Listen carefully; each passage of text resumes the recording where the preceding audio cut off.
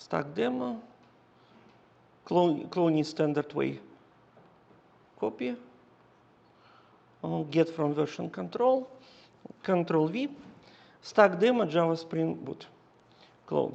Oops, it says I have this. Why do I have it? I think I just deleted this.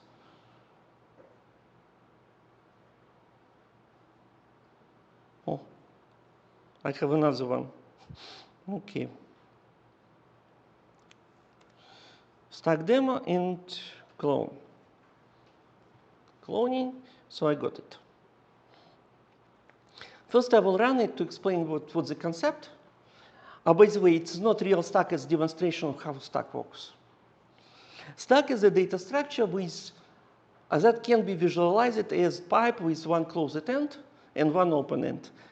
So imagine data is like, I don't know, tennis balls. You put it in the pipe about the size of the tennis ball. So you can enter it in one direction, but whatever is entered last will also have to leave first. So this is the idea. So this example is doing demo per browser. For this reason, it has to store data in section if it is the simplest possible implementation. In this case, stack is updatable, right? So it cannot be used like fixed object. Maybe it can, but it's difficult. So I decided to make it updatable.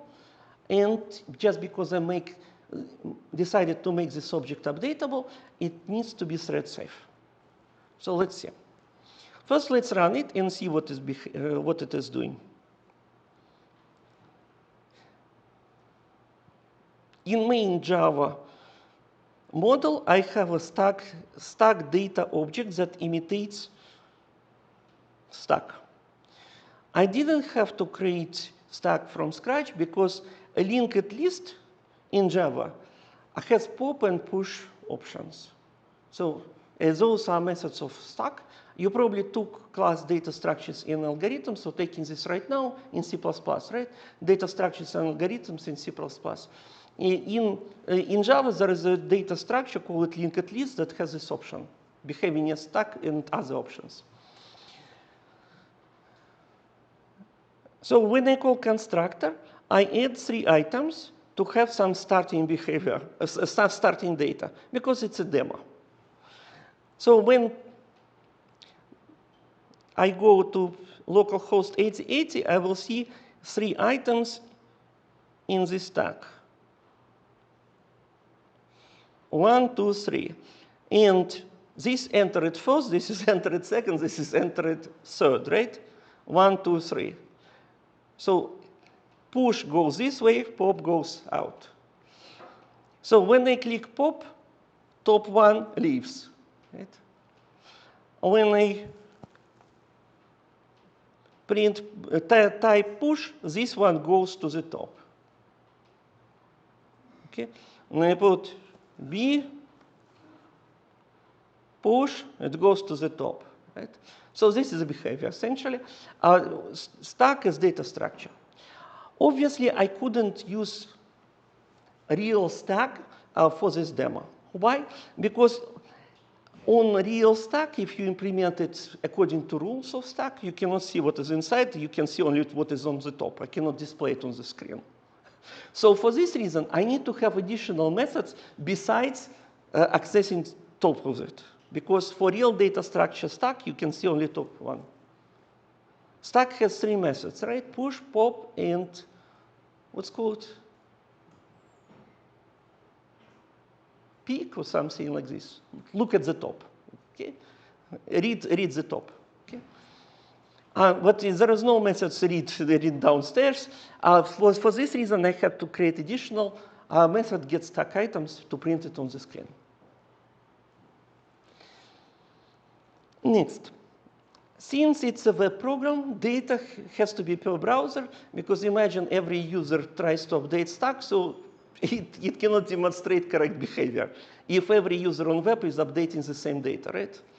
It will be, content will be changing randomly, essentially.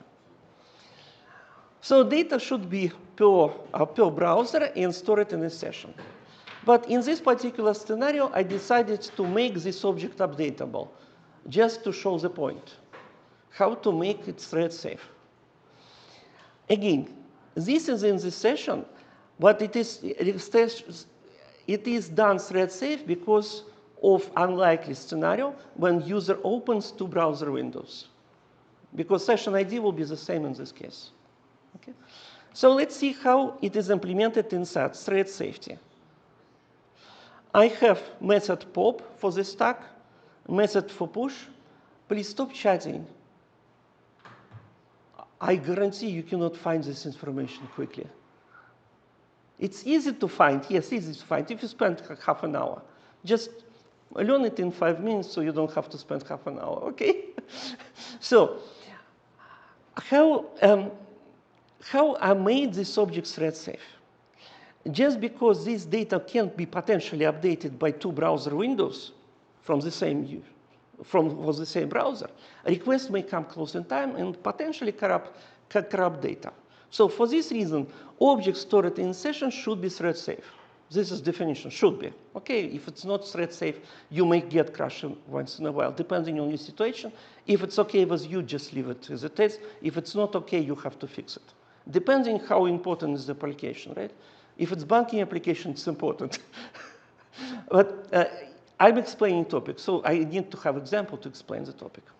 So this is my data, and I need to make it thread safe.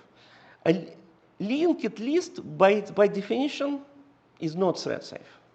So I need to implement thread safety on my own. So how do I do it?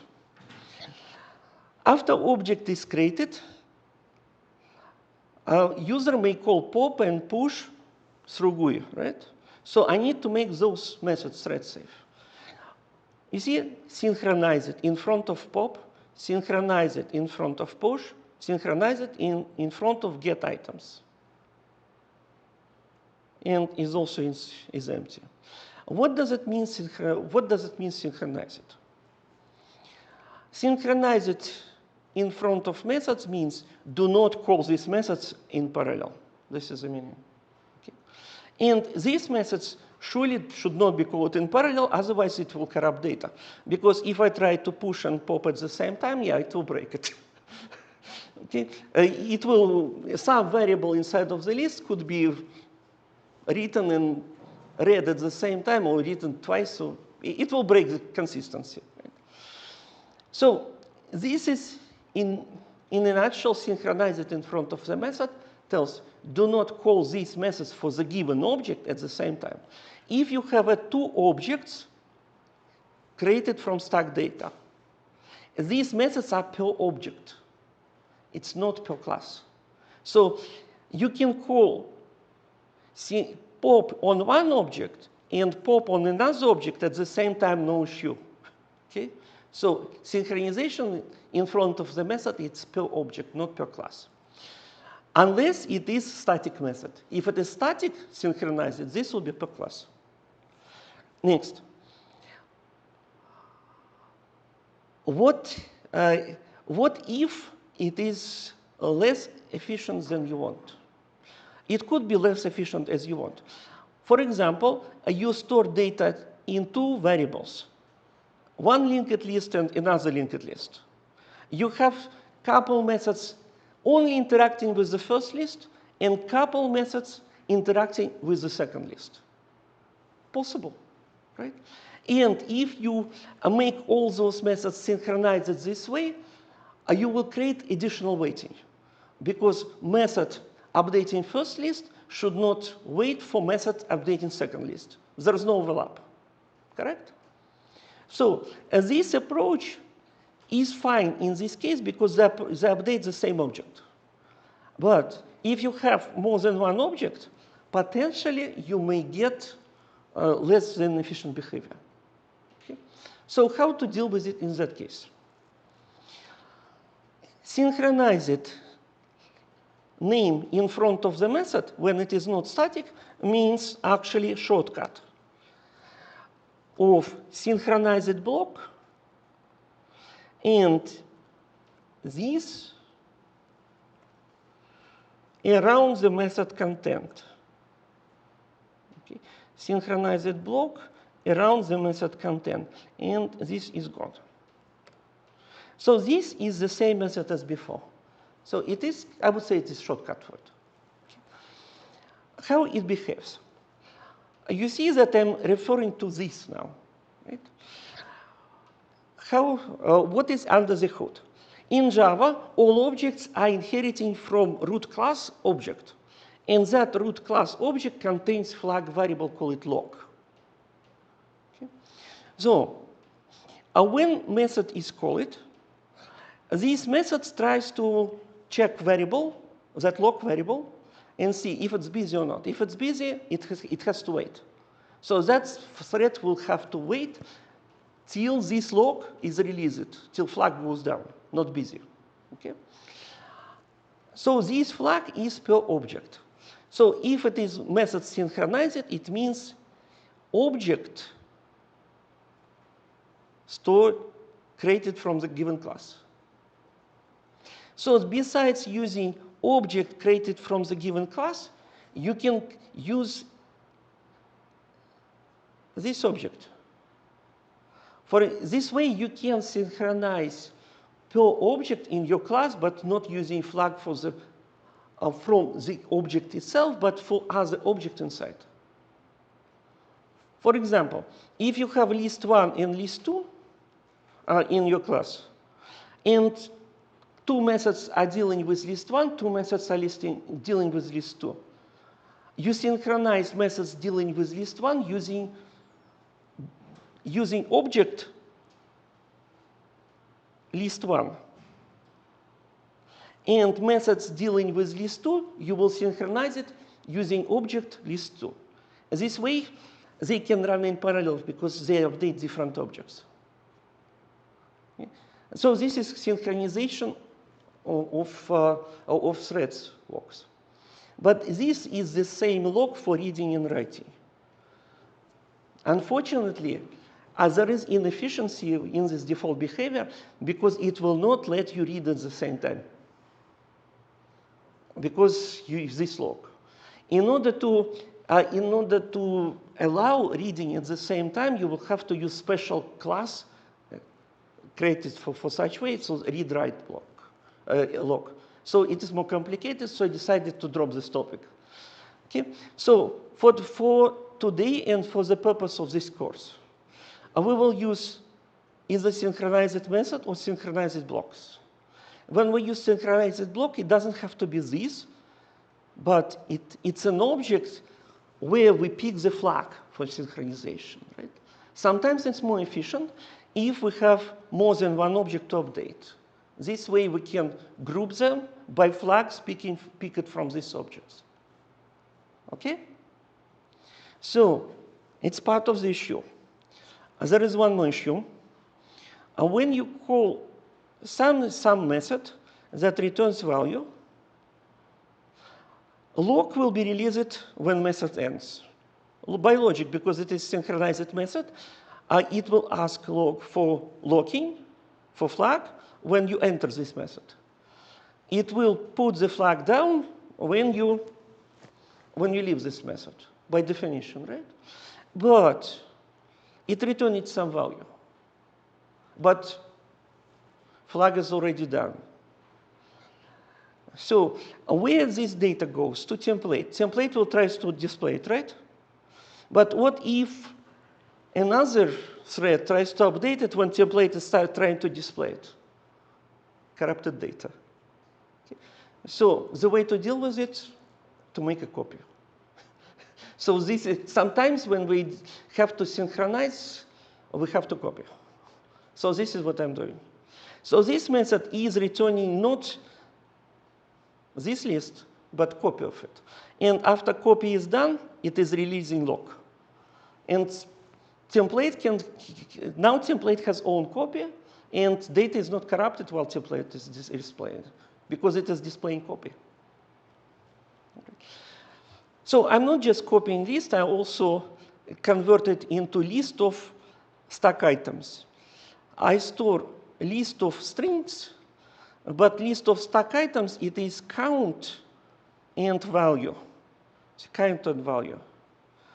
So it is count and value. So just because I want to display it in reverse order, I decided, yeah, it's simpler for me if I just have a list, not just column, not just value, but also count. So I can run loop top to bottom, and it is in reverse order. Okay. It is for the purpose of displaying this in reverse order only. Okay. Questions? So this is about synchronization, and if you're curious, look up more, because definitely threads is large topic. It's only introduction, and for the purpose of this course, threads are created by allocated by the server per request. Why do I say allocated? The reason is that they are not created for each request. The reason why they are not created for each request, because it takes time to create thread. So they all created ahead of the time, and they are waiting till request comes. So they can be dispatched immediately.